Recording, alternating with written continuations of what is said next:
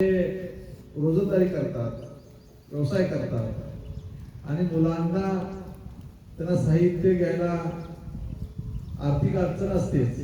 तुम्ही हातभार लावताय त्यामुळे अधिकच आनंद आहे आम्हाला.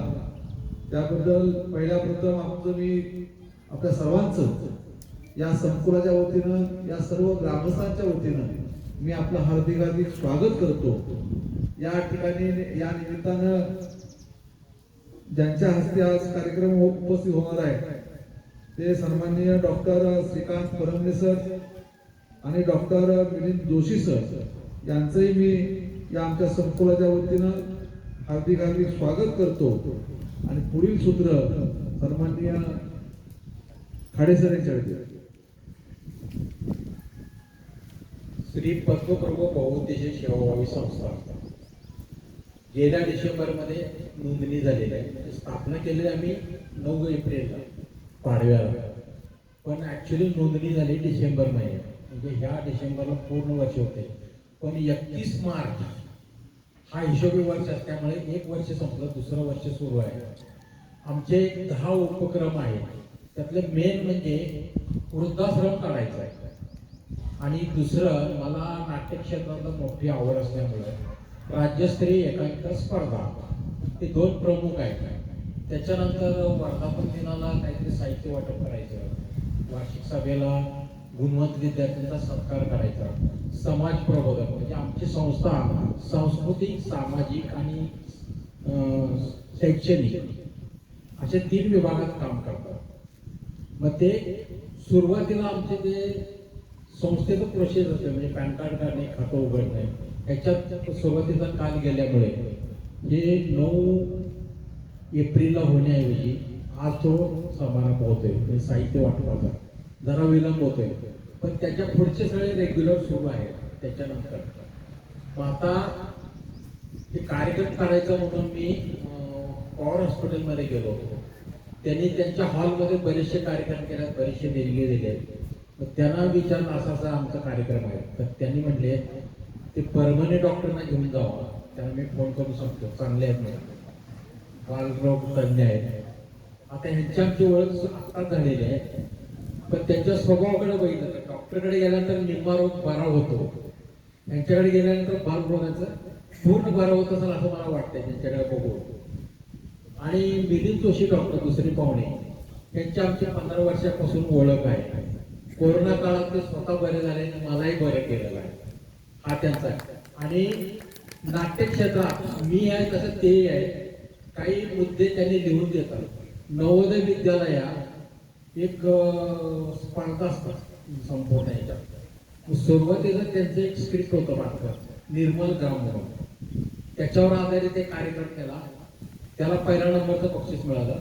नंतर निर्जल स्पर्धा होती, त्यांच्याकडनं मुद्दे घेतले आणि 2 वर्षापूर्वी वसुधैव कुटुंबकम असं एक विषयाचं ते नाटक बसवायचं होतं.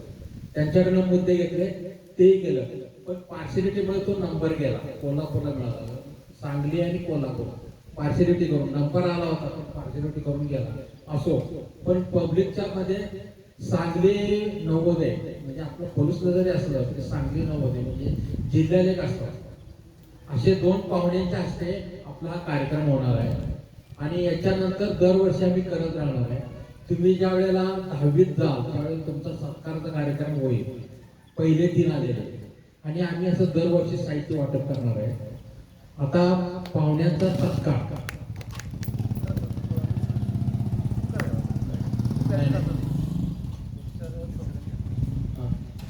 लाल सरांच्या हस्ते पाहुण्यांचा सत्कार.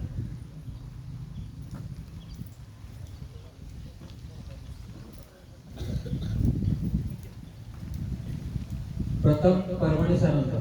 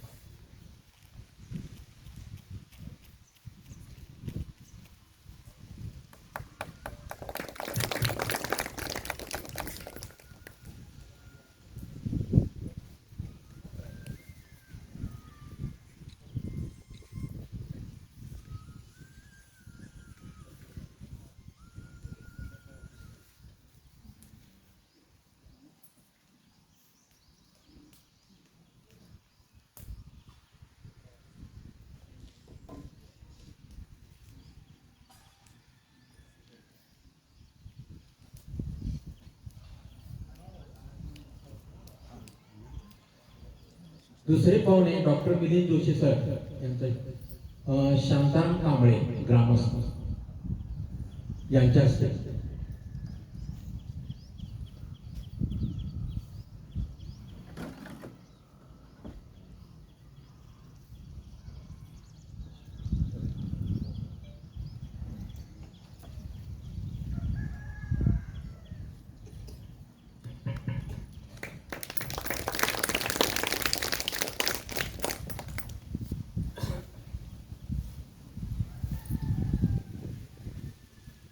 यानंतर आमच्या संस्थेचे उपाध्यक्ष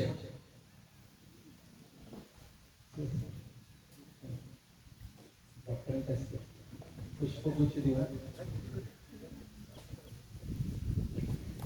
भिवरे सर यांचं, तसेच आमच्या संस्थेचे सेक्रेटरी निकम सर,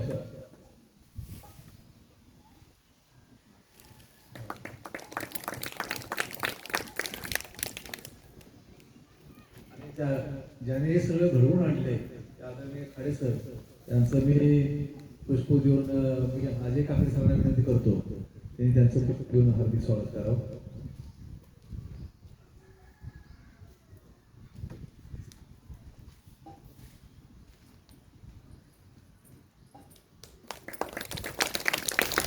धन्यवाद. मला अर्ज तुमचं राहिले.